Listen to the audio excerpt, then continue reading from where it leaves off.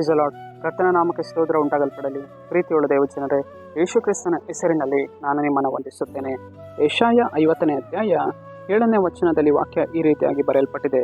ಕರ್ತನಾದ ಯೆಹೋವನು ನನಗೆ ಸಹಾಯ ಮಾಡುವನು, ಆದ ಕಾರಣ ನಾನು ನಾಚಿಕೆಯಿಂದ ಕೊರಗಲಿಲ್ಲ ಎಂದು ವಚನ ಬರೆಯಲ್ಪಟ್ಟಿದೆ.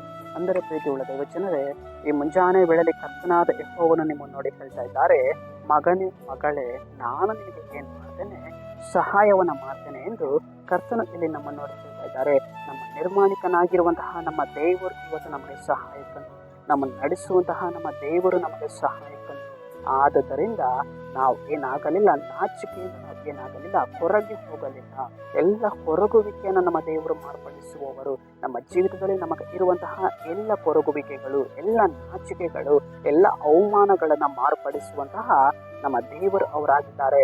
ಯಾಕೆಂದರೆ ಆತನು ನಮ್ಮ ಸಹಾಯಕನು, ಆತನು ನಮ್ಮ ಕುರುಬನು, ಆತನು ನಮ್ಮ ಹಸಿರು ಕಾವಲುಗಳಲ್ಲಿ ತಂಗಿಸುವಂತಹ ಉತ್ತಮನಾದ ಕುರುಬನು, ವಿಶ್ರಾಂತಿಕರವಾದ ನೀರುಗಳ ಬಳಿಗೆ ನಮ್ಮನ್ನು ಕರೆದುಕೊಂಡು ಬರುವಂತಹ ಉತ್ತಮನಾದ ಕುರುಬನು ಆತನಾಗಿದ್ದಾರೆ. ಪ್ರೀತಿಯುಳ್ಳ ದೇವಜನರೇ, ಯೆಹೋವನು ನನಗೆ ಸಹಾಯಕನಾಗಿರುವುದರಿಂದ ನಾನು ಏನಾಗಲಿಲ್ಲ, ನಾಚಿಕೆಯಿಂದ ಕೊರಗಲಿಲ್ಲ, ನಾನು ಏನಾಗಲಿಲ್ಲ, ಬಿದ್ದು ಹೋಗಲಿಲ್ಲ. ಯಾಕೆಂದರೆ ದಿನವೂ ನಮ್ಮ ದೇವರು ನಮ್ಮನ್ನು ಬಲಪಡಿಸುವವರಾಗಿದ್ದಾರೆ.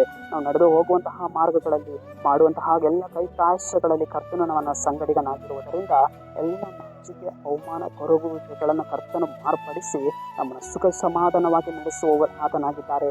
ನಮ್ಮ ಕುಟುಂಬಗಳಲ್ಲಿ ನಮಗಿರುವಂತಹ ಎಲ್ಲ ಕೊರತೆಗಳು, ನಮ್ಮ ಕುಟುಂಬಗಳಲ್ಲಿ ನಮಗಿರುವಂತಹ ಎಲ್ಲ ವೇದನೆ, ದುಃಖ, ಕೊರಗುವಿಕೆಗಳನ್ನು ಮಾರ್ಪಡಿಸುವವರ ಅವರಾಗಿದ್ದಾರೆ. ಆದುದರಿಂದ ನಾವು ಕರ್ತನ ಮೇಲೆ ಆತುಕೊಳ್ಳಬೇಕು, ಕರ್ತನಲ್ಲಿ ನಂಬಿಕೆ ನೀಡಬೇಕು. ಅವರು ನಮಗೆ ಸಹಾಯಕರಾಗಿದ್ದಾರೆ. ಸರಿ, ನಾವು ಪ್ರಾರ್ಥಿಸೋಣ. ಅಪ್ಪ ಕರ್ತನೆ, ನಿನಗೆ ಸ್ತೋತ್ರ ಸ್ವಾಮಿ. ಈ ಮುಂಜಾನೆ ವೇಳೆಯಲ್ಲಿ ವಾಕ್ಯಭಾಗ ಸಂದೇಶವನ್ನು ನೋಡ್ತಾ ಇರುವಂತಹ ಜನಗಳನ್ನು ಸಂಧಿಸು ದೇವರೇ.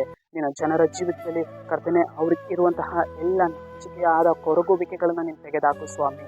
ನೀನು ಅವರಿಗೆ ಸಹಾಯಕನಾಗಿರು. ಅದಕ್ಕಾಗಿ ಸ್ತೋತ್ರ ಅಪ್ಪ. ನಜರೇತಿನ ಯೇಸುವಿನ ನಾಮದಲ್ಲಿ ತಂದೆಯ ದೇವರೇ, ಆಮೆನ್.